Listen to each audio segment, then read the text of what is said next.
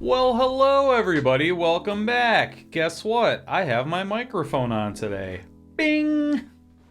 Thank you for following along on this oil painting adventure. We got some cool, exciting moves we get to make today, because today we get to start blocking in our central figure.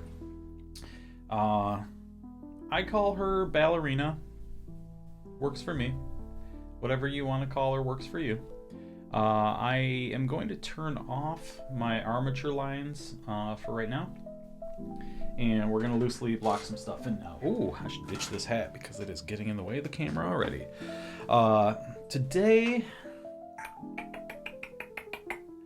we are going to be in a strange piece of territory because I am going to have to use some straight black. Something I almost never do. But I've been examining this image, I've been trying to figure out what my move is going to be to make her pop off the background, and right now, the best I can figure out is to lean into this black quite a bit. So I will pour a little bit of that, a little bit more of that out, and forgive me, Father, for I will sin, and use some straight black today. Today's sponsor of the video is Gravity. Without it, we'd be floating away. So thank you, Gravity. Here we are, not floating away. Okay, let's jump right in. I'm going to be using a lot of rounds today, but also I only have a few round brushes at my disposal, and I don't want to burn them with black and then ruin my ability to mix up some believable flesh tones. So maybe I'll just use this big fat round brush today. It's been a few days since we painted last. I was checking and everything we did a few days ago is still kind of wet. So that gives us a couple opportunities. It gives us the opportunity to buff and blend some stuff out, should we choose to, but also it gives us the opportunity to accidentally smear shit. So let's hope we don't do that. But I will start by just blocking in where these shapes are going to go. Of course, I use a little bit of liquid just for its fast drying properties, so that hopefully we can jump right back in another couple days and do some more. Also, big announcement, we're going to be graduating to the easel probably after this video. I've pretty much burnt my course. After today, I will have burnt my course on what I can do with this top-down approach. I'll need to have my panel up on an angle moving forward. So that'll be fun. Okay, so we're just gonna start dropping in some general shapes to figure out where we're gonna have all of these volumes. I'm painting on top of paint. You can remember that was one of the rules. Always paint on top of paint.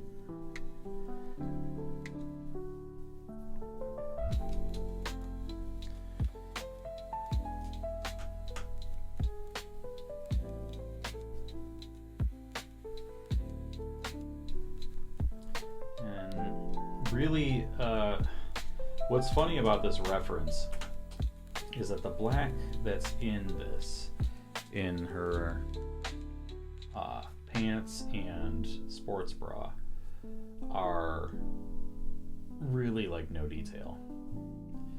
And I don't know how I feel about that yet. I don't know if I'm going to add some detail or if I'm going to let it be solid black like this reference is, because it will be incredibly uninteresting, I think, to look at if it's just black with no super subtle differences or anything like that. What I'd like to see is like you focus the camera and you get really close and you can see a bunch of near to each other but varied values of, like, 10, 9, and 8 moving into each other. If I think of my value structure in such a way where it's like 10 being the darkest and 0 being the absolute lightest, then it gives me a shorthand in my head to measure all my other values off of. And these are, like I said, blocking in basic shapes. I know it's like, oh my god, here comes the black, but honestly, this is going to be tuned probably with pushing and pulling edges within the foreground and the background. And it's such a sharp edge on my reference on all sides of these legs that chances are I'll have to do some kind of like masking technique to be able to safely and accurately pull those lines, but we'll see. I would love to use this channel as an opportunity to try out new things. So, because so far the feedback I've gotten is it's been fun watching me fumble and fail. So, in a fun way, not a mean way. So, maybe the move will be picking up some new techniques and whatnot. One of the things I've always been interested in trying, but I've never tried, is liquid mask, which is like, it goes on like a gluey type paint, and then when you're done, you can peel it off. I think that'd be pretty fun. I think that'd be pretty fun to try to play with, but I've never done it before. So maybe I should do it in front of everybody. Because as I've said a million times, I've never been afraid to fail in front of people.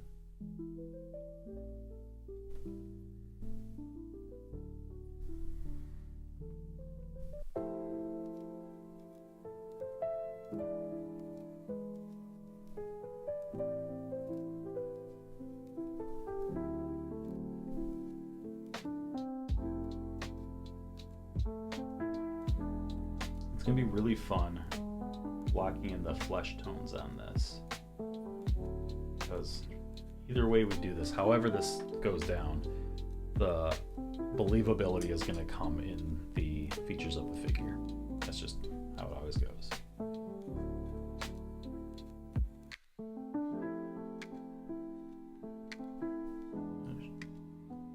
Do a little preliminary tune-up on that edge there.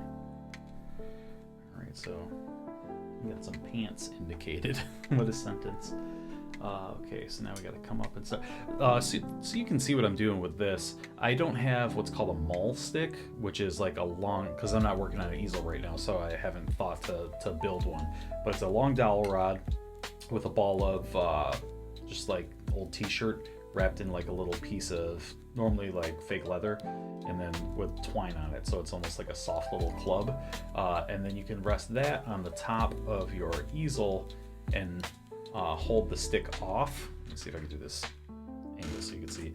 So then, like, if this is your easel, the surface, and this is the stick, it allows you to rest your hand without resting it on the surface. So I'm doing a version of that right now, just by holding this paintbrush and balancing my wrist on it. I think you can see what's going on. I explained all that, and then I looked over at my preview camera. I was like, oh, you can definitely tell what I'm doing.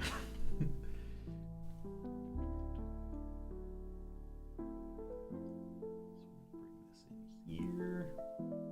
I'm just looking at my reference and putting everything where I think it goes. There's a good amount of drawing was figured out on the bottom layer, yes. A good amount of composition was figured out on the bottom layer, yes. Especially the movement of light and shadows. But you can see there is no drawing here. There is no detail here. Now's the time to start making some landmarks to go off of.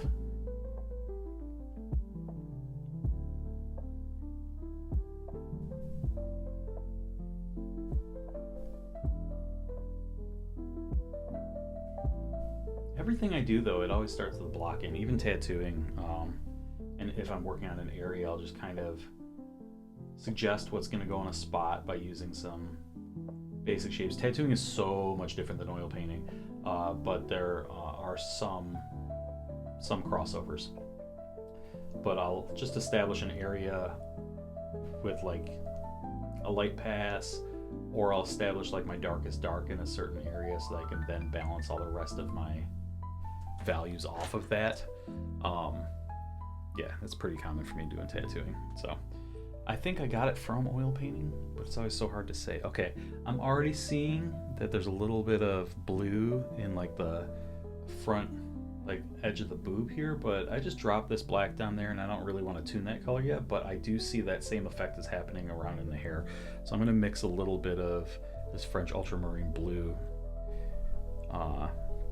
with what I'm working with here. Now, black will desaturate anything you mix it with. It's going to pull chroma out of it. So if I want to have any warmth to that, I'm going to have to mix up a couple of other tones in there to get a black effect without necessarily using straight black. So even though on camera, I think you might be able to see the color difference in here. On camera, it looks like it's pretty like close to the same thing.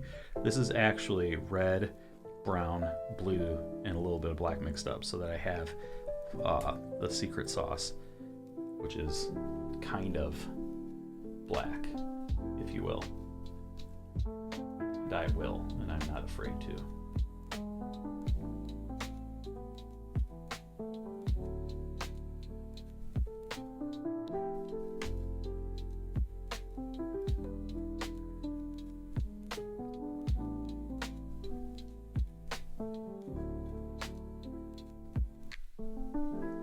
So like I said, even though it looks like black, it's got a little bit of some other stuff mixed in there as to make my point, I guess. So I wanted the hair to be longer in my painting than it was on the reference. So I'm just going to pull this down. This is a really nice brush for wisping out the hair in the end. I wish the background was there already, but maybe in my final strokes, my key strokes, I might be able to recreate the magic that is this brush.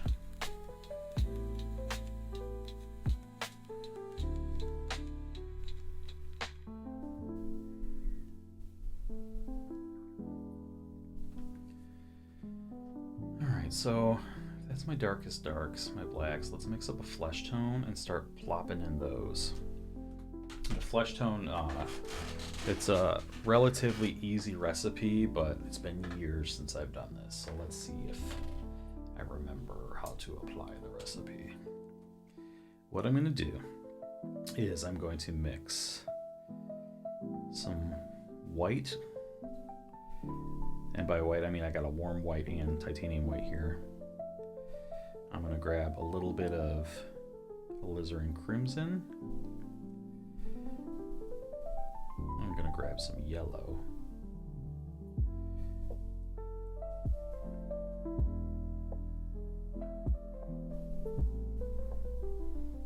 I need to deneutralize it, so I'm going to get a little bit of raw umber and burnt sienna.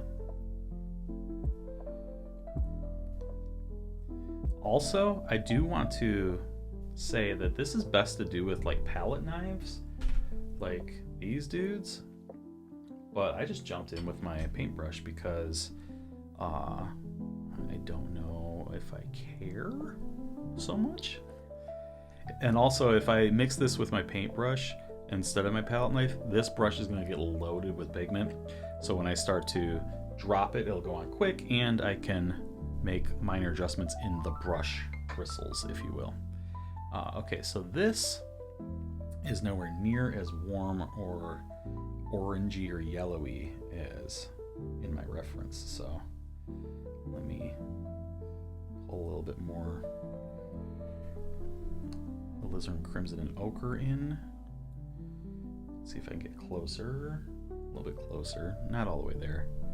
I will be layering flesh tones, so I can always tune later, but let's try to get this as close as I can to start.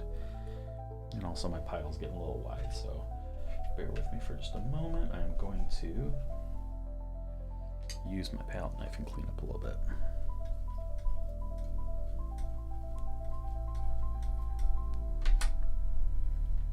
Okay. Straighten up my pile just a little bit. All right, so grab some of this yellow, bring it down here.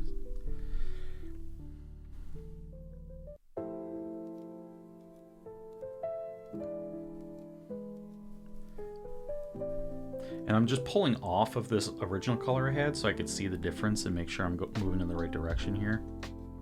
Since this is just for blocking, I feel like this is a pretty good mid-tone just to splotch some colors down. So let's go ahead and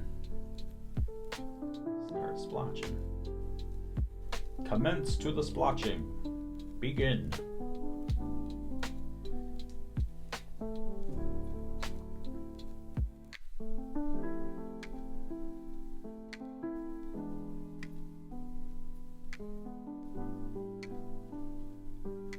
This feels almost so rudimentary that it feels less like my first layer and more like me just being a jackass and being like, and this is where the skin goes, and this is where the skin goes, and this is the ballet flat. But I need to establish as early as I can, covering the undertone with the transparent red lake oxide that's warming up all the shadows. I want to get it covered as much as I can in the beginning, and all of these areas are going to be layered over anyway, so it's not that big of a deal for me. This comes up here and then just kind of down this way.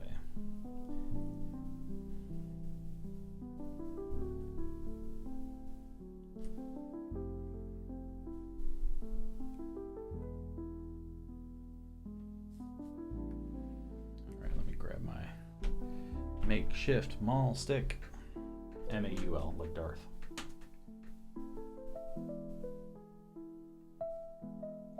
Now the contrast that is showing up on the reference right here is in her tattoos, not in her actual skin tone. So we'll muddy that up in a few minutes with some more color. Like I said, last session's paint is still pretty darn tacky, so I think be very careful as to not bump into it.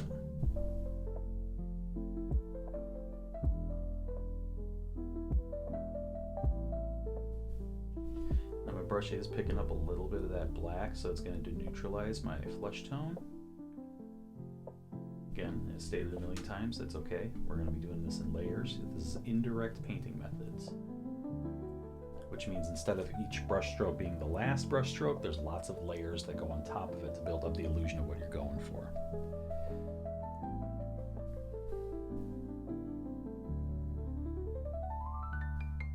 All right, I need a little warmth in this. I'm going to mix up a little bit more warmth here, adding some alizarin crimson and some raw sienna, because I need to bring the chroma down a little bit but keep it warm. Yeah, it's nice.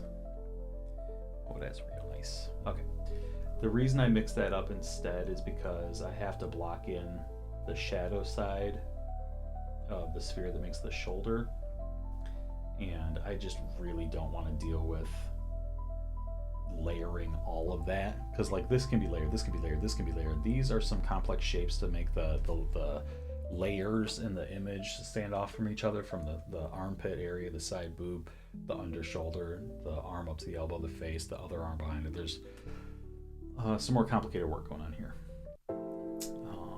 so I want to make sure that the underlayer of that is well established. Arm up here, arm up here, and we're going to have some more hand up this way.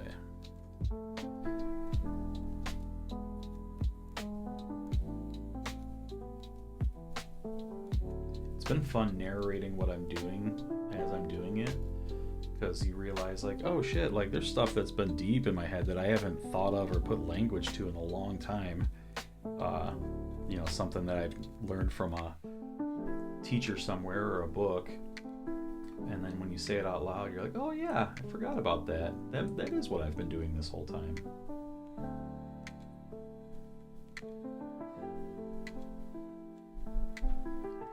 I know this isn't showing up on camera too well, but I'm not too concerned with that yet, because I need to make sure that it looks right in real life, and then I can see what's happening with cameras after that.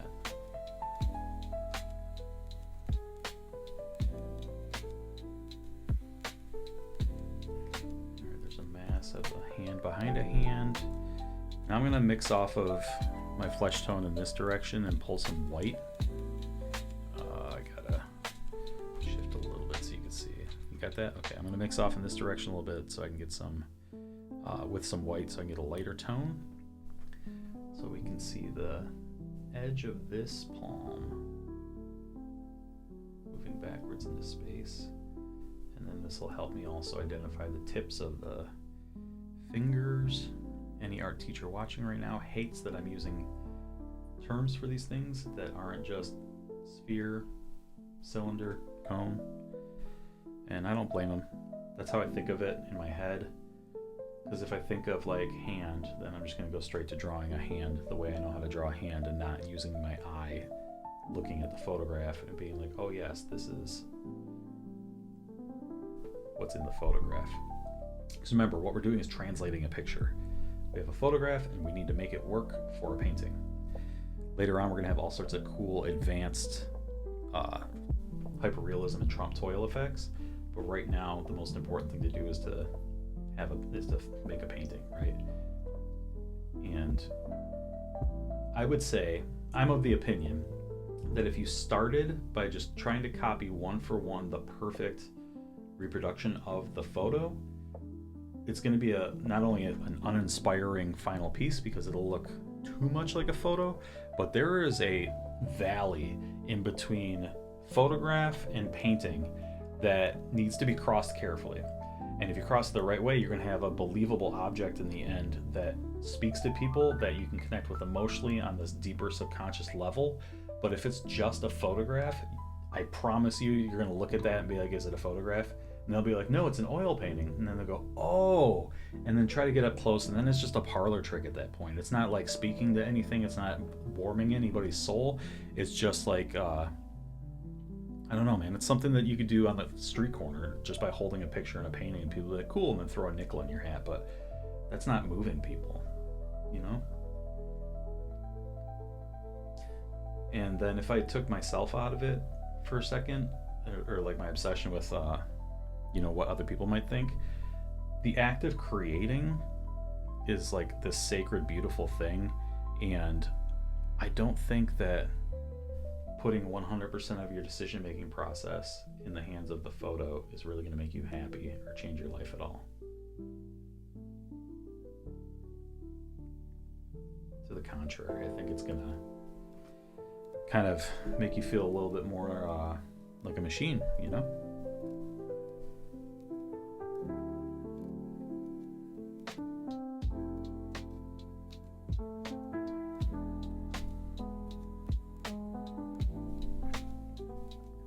So her face behind this arm is much warmer, and I love that. It brings a lot more focus to the face. So I'm going to make sure to have a nice, warm, shadowy variant of this flesh tone setup so that we can, after I block in the horrible AI tattoos, this will like really separate those two layers from each other. There's a nice warm flesh tone underneath there because it's in shadow, right? The arm's casting a shadow onto this face, and as I'm wont to say, things always get warmer as they move to the shadow side.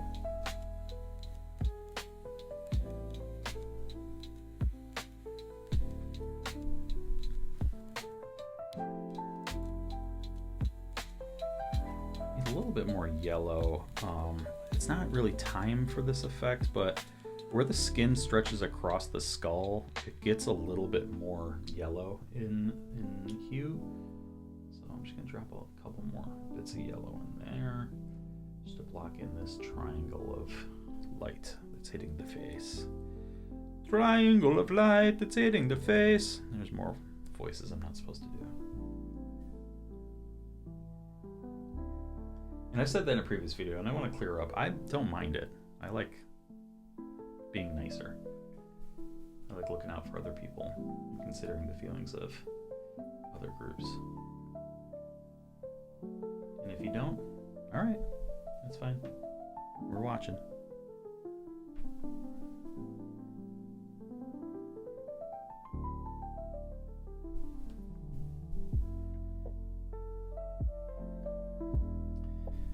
this is going to be where the ear shape is going to go.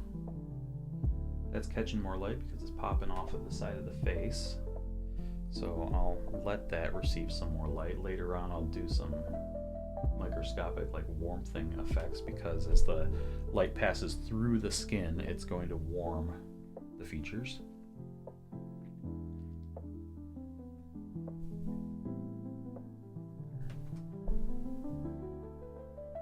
Alright, so general shape and vibe there. I am going to have to play with the background and pull it in to tighten a couple things here, so that'll be kind of fun today. And I do think that that shirt's going to have to come up and disappear behind the hair there, and that might be a little bit of an issue. But first, let me take some of that warm tone and bring back the skin that's under the shoulder. I need to separate that. How about, since we're not going to use black, we use a lot more raw umber. Pull it down here.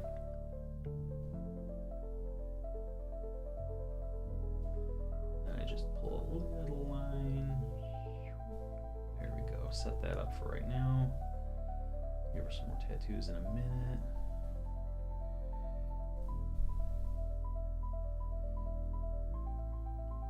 Come back in, warm that up a little bit. Round that shoulder out. Alright, so I hate the look of these AI tattoos, so let's go ahead and jump in and start tuning. Not tuning really, but we need contrast on the belly. Popped off that background, you can see it in the reference. It's the huge departure from where we're at here. You know what, let me turn off my warm light really quick, because I think that might be changing up the colors. There we go. Oh wow, that made a big difference in the broadcast version here. So I will come up here and start mixing in some special sauce with the flesh tone to create a tattooed tone. This is not how I will do the final tattoo work. This is just to get some more shape and stuff blocked in. Final tattoo work, I layer it, because tattoos in real life are under your skin. So I'll literally put the tattoos on and then go over the top with more skin tone features, so as to make the ink disappear below the skin. That's gonna be fun. I haven't figured out yet, there's no way for me to really estimate, but I haven't figured out yet how many videos this will take, how many hours this will take. I was talking with people at the tattoo studio, and I was like, if it takes 30 or 40 or 50 hours and 30 or 40 or 50 videos, that's awesome. That's not a problem. That's a lot of content to post and a lot of live videos to be able to chat with people. You know, that's a hell of an endeavor. It's a healthy undertaking. Okay, so she is heavily tattooed, right? So we're gonna make sure to put some indications of some like heavy tattoos.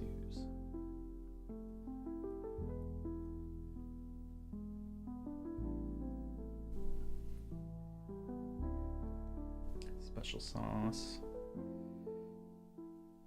warm tone.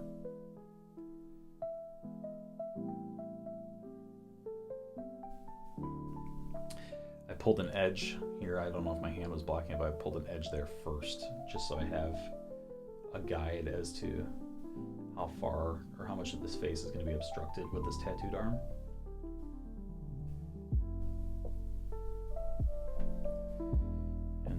This ballerina is really into her heavy black work. It's gonna be a nightmare for the wardrobe artist that she's gonna dance for. They're gonna have to figure out a way to cover her every night she goes out on stage. Which is a bummer for her, right? Because that means she's probably gonna have to wear like 2 layers of Under Armour guard. Whatever they would call that. It's been so long since I've done theater. I never did front of house theater. I was always back of house. So I've never acted. Always wanted to. Never acted though. All I've ever done was stagecraft and lighting and theatrical makeup. Theatrical makeup was cool because I had that dream of doing like the Stan Winston school of horror character makeup art, and then never did. Or like the Tom Savini school. Never did. Just wasn't the dream that I put all the energy behind. But what is interesting about that is there is always that option. Should I choose to go that route and be like, you know what? I'm getting older. Tattooing's dying off. Maybe I should make movie monsters. It's always an option. For an artistic endeavor, I would not really trust it as a financial move, but I've never followed art in financial directions. It's always been the art first, and then if you make some money, hey, cool, why not?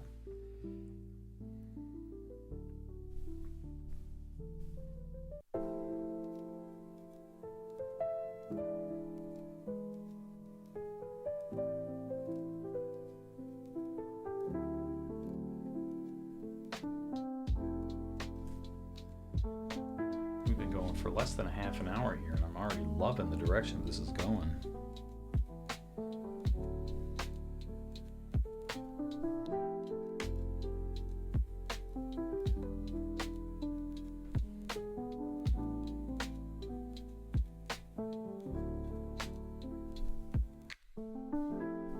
Mixing some of that special sauce with one of these deeper, warmer tones, because I want to carve in this little shadow section here.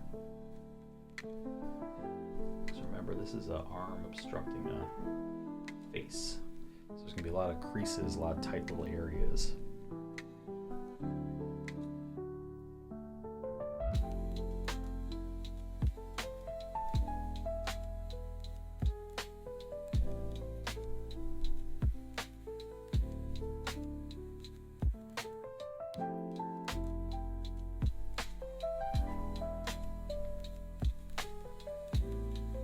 Just pushing the paint into each other's sections. I don't know if that's showing up on camera or not, because the hair is going to pull off the top of the forehead and the hairline and then fall backwards in. So I'm blending those two tones into each other, the flesh tones into the dark tones, just so as to have a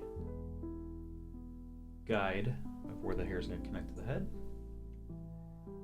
What's funny about this painting is we're going to get some really good realism effects in it, but there's almost no distinguishable features on the face, which is by design, of course. And also, I mean, I could hide behind it because, oh, you better see the face. But I think if you pull off the illusion of what you're going for by suggesting and not describing exactly what it is, then it always makes for a stronger, more interesting painting. IMHO. I'm going to do a not at all final blocking of where the eyes and the eyebrow ridge are going to go. So if that's her forehead, and that means the eyebrow's going to come around here somewhere. That means that her eyes are going to be there. So we're going to need to pump up where her nose goes, where the nose goes. As well as popping it off the background. So let me get a nice warm shadow tone. We'll have nose coming here. I love a big nose.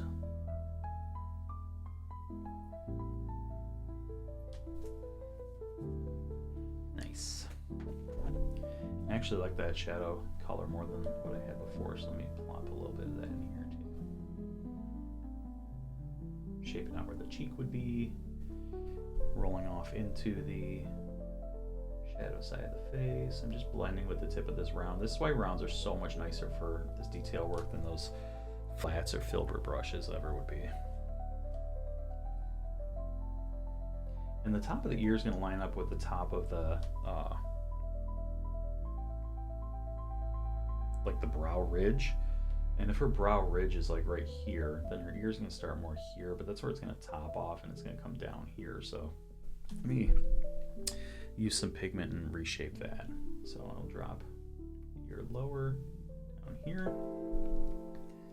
We already got a higher there, so I kind of need to bring in my dark tone again, where the edge of that hair is going to be.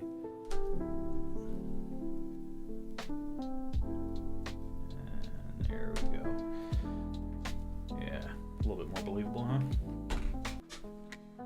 All right, so we played with a little bit of shaping and color in here, and it's going well, figuring out just the major shapes of this face. But our feet look stupid. So let's come back down there and start shaping out these feet. Get an idea of, oh, you know what? First, before I do that, let me hit this side boob armpit spot here, because there's a good hard edge here that needs to be identified. And it kind of sweeps down like this. Bloop. And then that provides the area where the highlight will go on the arm, where that comes down there. Connect in here. That shirt's going to come over there a little bit more. So now, come up here with these tone. And a little bit lighter on that tone. Not too light though. Very good there. So now we can see where that armpit ridge is. It's a little bit too prominent, so let me buff it out. Just using the tip of this round and kind of pushing it into the other paint.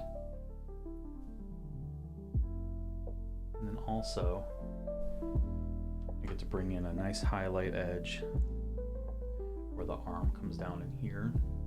It separates that.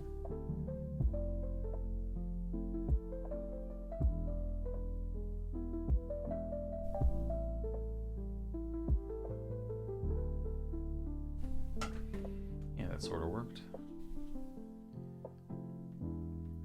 I feel like the separation between the arm in the background, which is that light right there, and then the arm in the foreground is going to be a little bit tricky to pull off.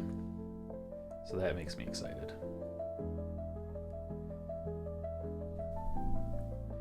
I like the challenge. The challenge is the best part. The challenge is the part that pisses you off when you go to bed that night if you didn't hit it. You're a motherfucker! But I do enjoy the challenge of making that all tie together. Lovely. This is basically her elbows right there.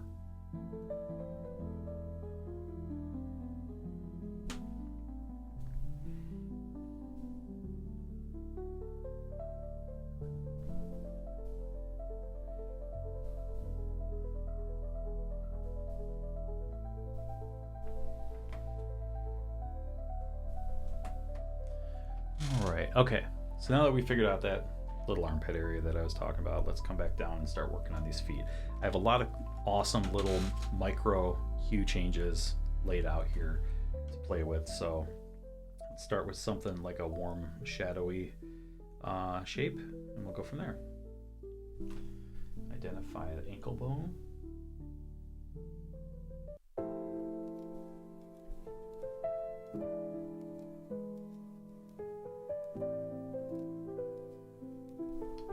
Shadow there. There's going to be a line that runs here for the ballet flat. So I'll differentiate that now. We'll tune it all up later. A lot of the tightening in this direct painting method and in sharp focus realism comes later.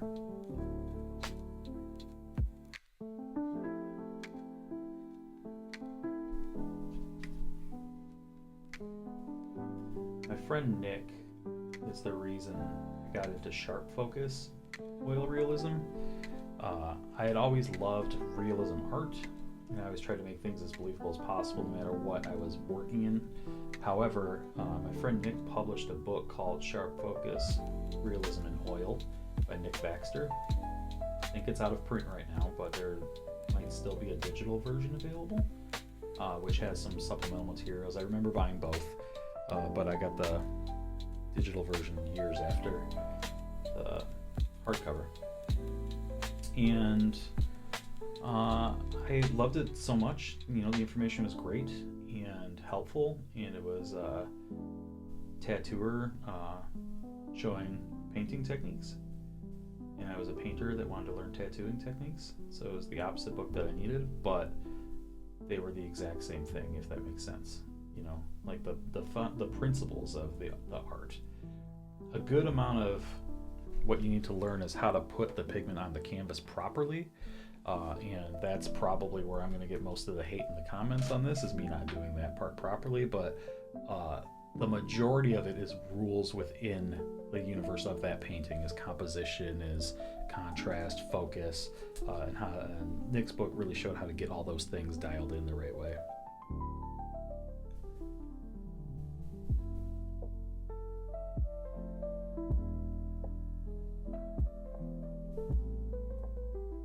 Besides Nick's book, I did one continuing education art course, which is like one of those, like, it's not like college credit, it's like hobby type courses at a local community college, and that was helpful. It showed me, how to take care of brushes and how to take care of canvases and yada yada. But it was rudimentary but necessary. Put it that way. It was something I needed, and I'm happy I took. But yeah, I got more out of Nick Baxter's book. And Alyssa Monk's, she's definitely an artist to look up as well. She is somebody I got my ability to see things in volumes rather than in silhouettes.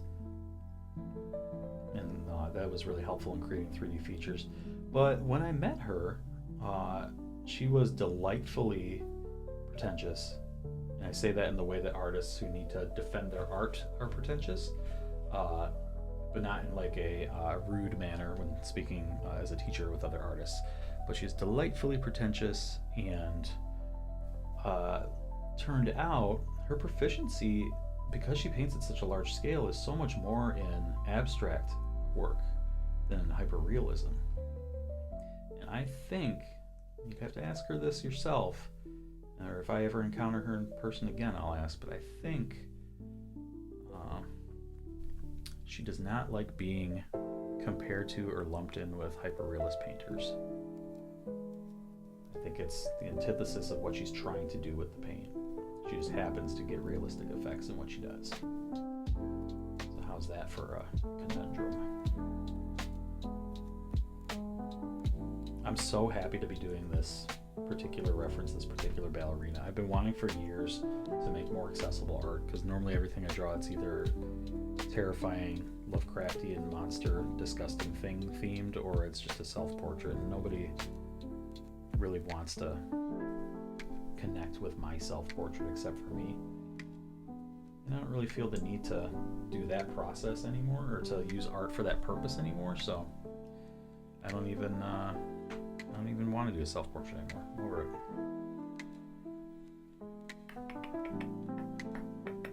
So I've been using this one round brush for all of these flesh and skin effects, but I do need to start cutting in some background stuff and merging some layers and shit. So that is going to be, it's going to change the way that this brush works, and I don't want to. I do have another small round though. Okay, I'm going to start molesting the color on this, and I'll have to pick up another small round when it's time to paint flesh features again. But right now I gotta start tuning where this foot touches the ground and where these edges are behind the central figure moving into the background. I like that. That's like wrapped. Just really got like a super bend on the arch of that foot. That's cool.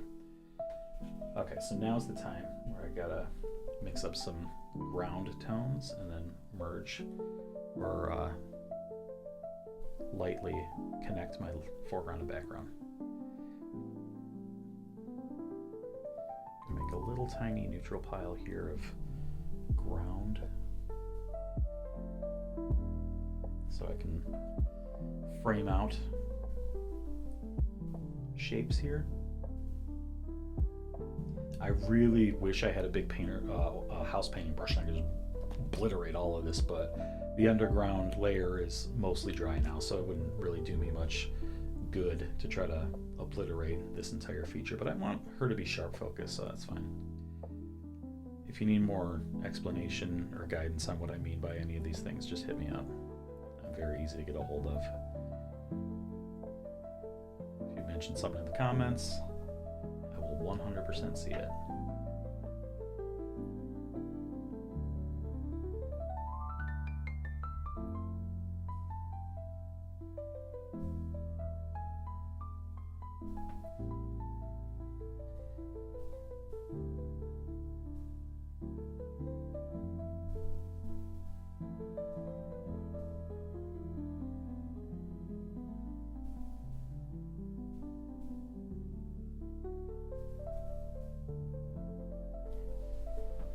Sometimes I get quiet. I was just thinking in my head about some of the terminology that I'm using on these videos, and I make sure to be sensitive to anybody else's sensitivities.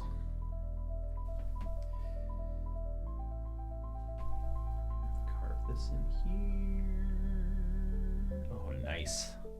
Oh, nice.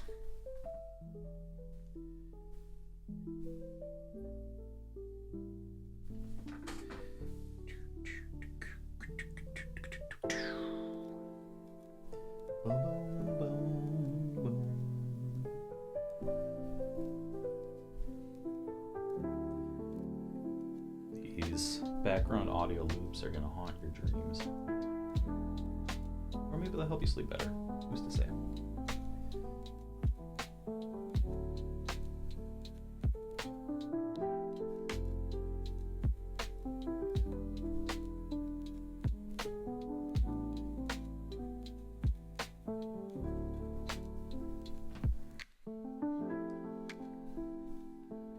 Framing out a little bit better.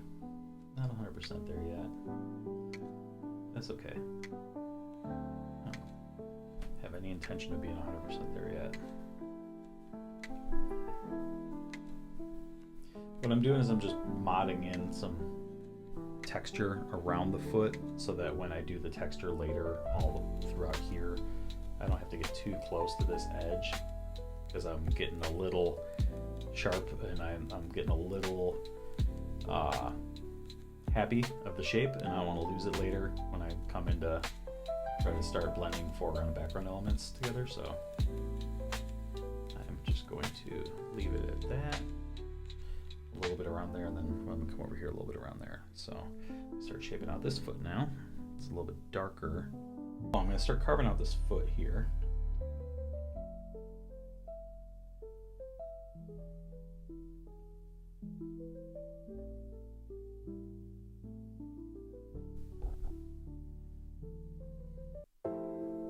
And I need to work on this lower arch because it just wasn't feeling very accurate. So I'm going to chop it up kind of high right now, and then we'll move on and reshaping this foot and these toes. What's cool is that I get to draw on any knowledge of the anatomy of the human foot on here, but they have the ballet flats on her feet. So that kind of obliterates, or not obliterates, it kind of eliminates the shapes of the toes. It like averages them out in a rounded shape.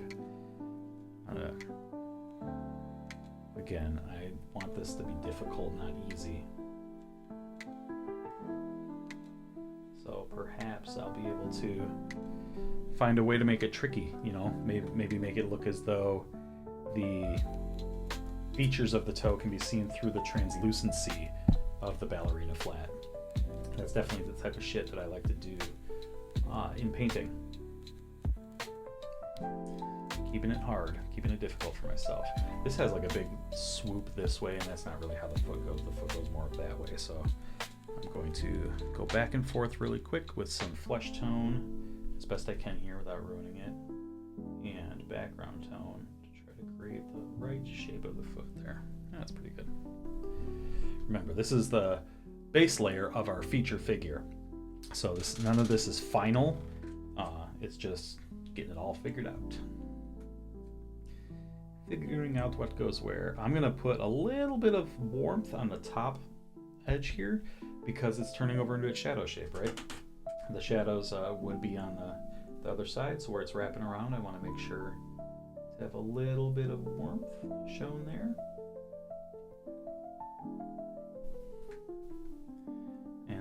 helps define that as well.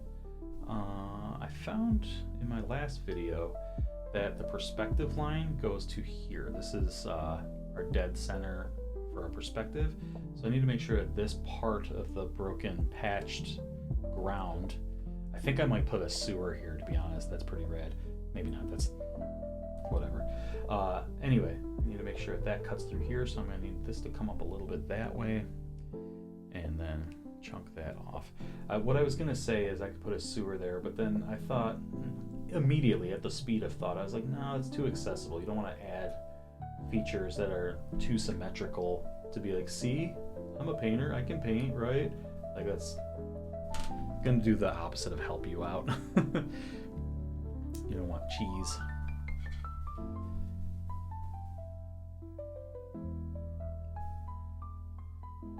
Hold that edge there so I have somewhat of a harsh top line here, or like a more defined top line, and then I'll pull it off backwards off of there so I retain that top edge, but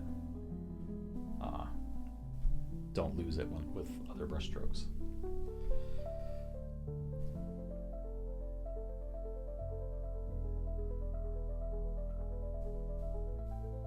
And just like with around this foot, I'm going to model in some texture, just so as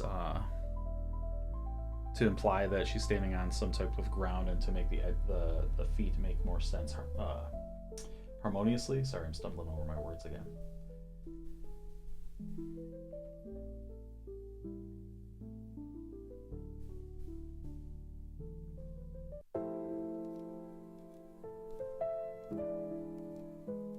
Just kind of pushing paint into paint, wet into wet right now.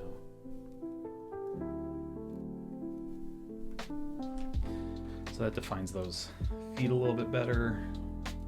I will need to work on, there's still, plenty of background elements missing. Let's start putting those in, why don't we?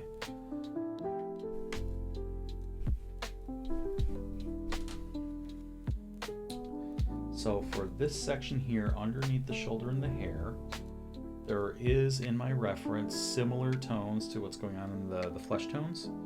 They seem a little bit browner than the flesh tones, so I will mix up some raw umber with a little bit of burnt sienna and start closing the gaps on what is still showing through from the original underpainting, the light and shadow underpainting, the transparent red leg oxide. I'm going to start closing those gaps. Once all those gaps are gone, the harmony of the rest of this color will start to make more sense. Something I am going to focus on for future painting tutorials, which it's probably going to get solved when we move to the easel rather than this top-down camera effect. But one of the things, I want my colors here to match what you're seeing in my reference up here perfectly, because right now in my eye, in my room, this and this reference, they look identical, but the coloring on my camera is a little bit different here. So when I reset up everything, I should be able to handle that as well, so that you can see as well as I can how close the colors are matching.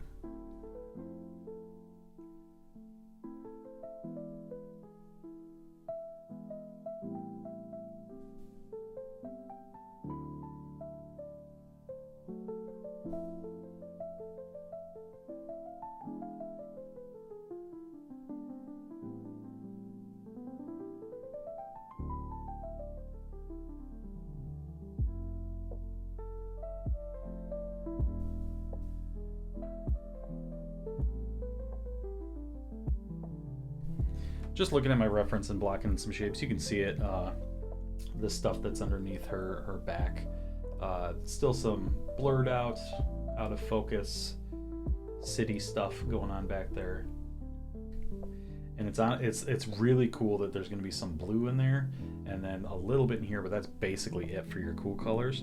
So it gives me like a 90% warm to 10% cool, and that's a very ballsy blend of tones. Painting's all about balance, and that is pretty fucking unbalanced if you ask me. Which titillates me, tickles me,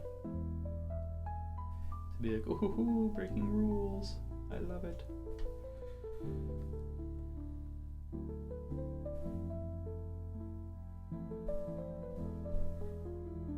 Get some of that. I'm gonna mix up a tiny little bit of blue. Let me do it. Or I can do it on camera. Can you guys see that?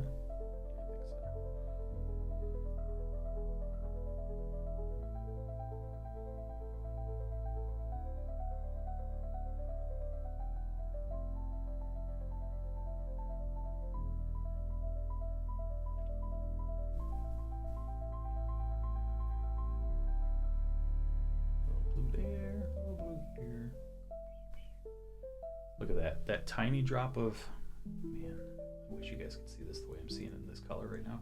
A tiny little drop of something cool really sets it off. But now those brush strokes are all big and thick and chunky and right in focus. So what do we need to do with that? We need to obliterate. We gotta blur it out. We gotta make sure they're not defined. So use my little mall stick here.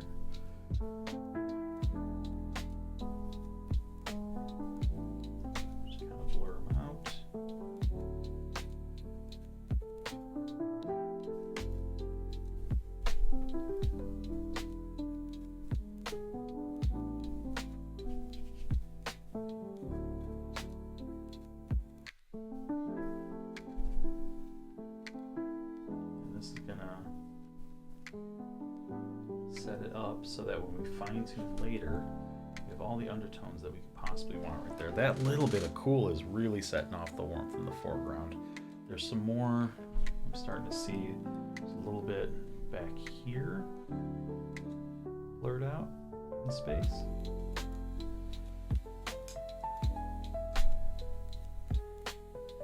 I'll stick. I did just pick up some of that black on my brush, so that's gonna have to be tuned later. Now, biggie. A little bit more of this blue, but it's way closer to white, so let me mix in a lot more white here.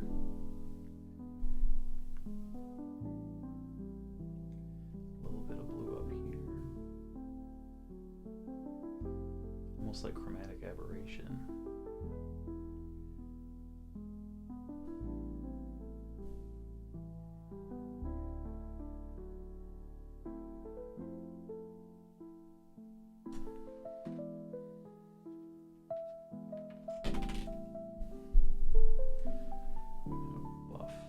In a little bit.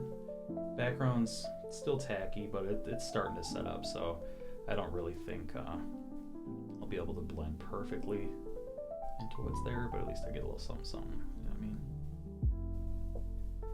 A little something, something, something, something.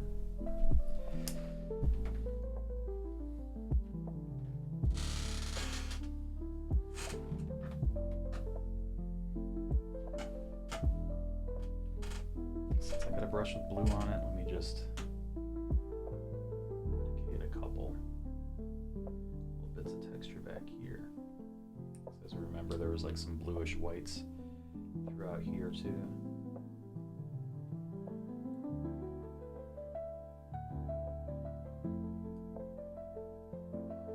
This is more for fun. This is just to see how it blurs out with how tacked up my last painting session is. Curious to see if I can blend this into the underlayer or not. And if I can, hoorah, very fun. I still did not solve my issue of getting more small mop brushes or proper mop brushes, so that's a little bit of an issue, but see how these cool tones are already like balancing the painting so much more than when we started? Like, it really makes this feel so much warmer when there's cool around it. Those are those basics of contrast I was talking about earlier.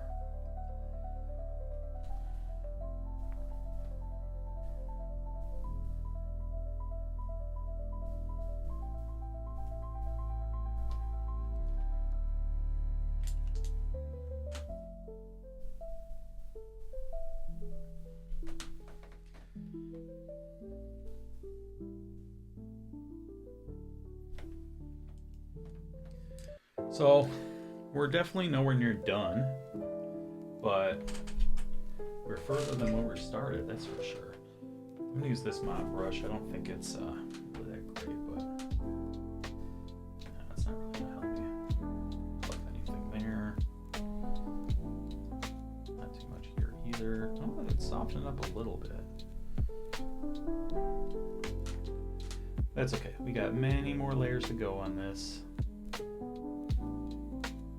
Many more opportunities to play around. Oh, do I have something? Maybe this filler. Yeah, maybe I can use that.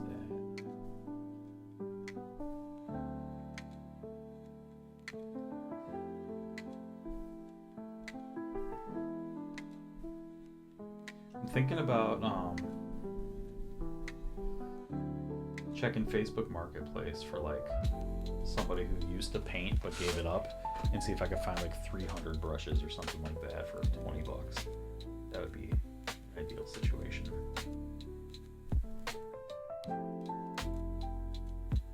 So you can see what I'm doing right now is I'm pulling these towards the center just to fuck with my little perspective lines I got going on, but really it's just gonna be blurred into the cement eventually, so I'll just kind of push it in and move on with my day here.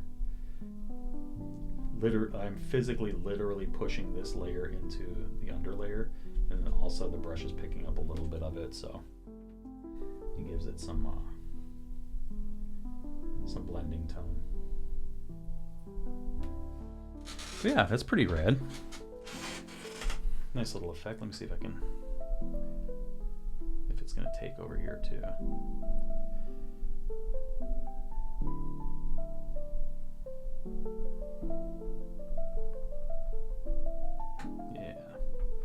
Yeah, that's nice.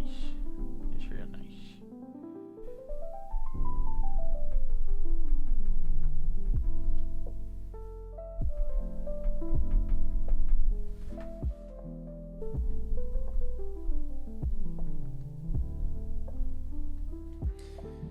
All right, I think that's gonna do it for today. Thanks for tuning in. Thanks for checking out. Thanks for following. Go ahead and scrub the video from start to end and see where we went from absolutely no primary character to something of a primary character. As always, thank you so much for following, for the likes and the subscribes. They're going up, so that's awesome. That's exciting for me. As I've said every time we've done a little video together, I am trying to be the first tattooer to do a tattoo in outer space, so if you have any connections, please throw them my way. Bare minimum, just tell your friends that I'm out here trying to exit the planet with my tattoo machine. Thanks, guys. I will see you tomorrow, probably. See you tomorrow.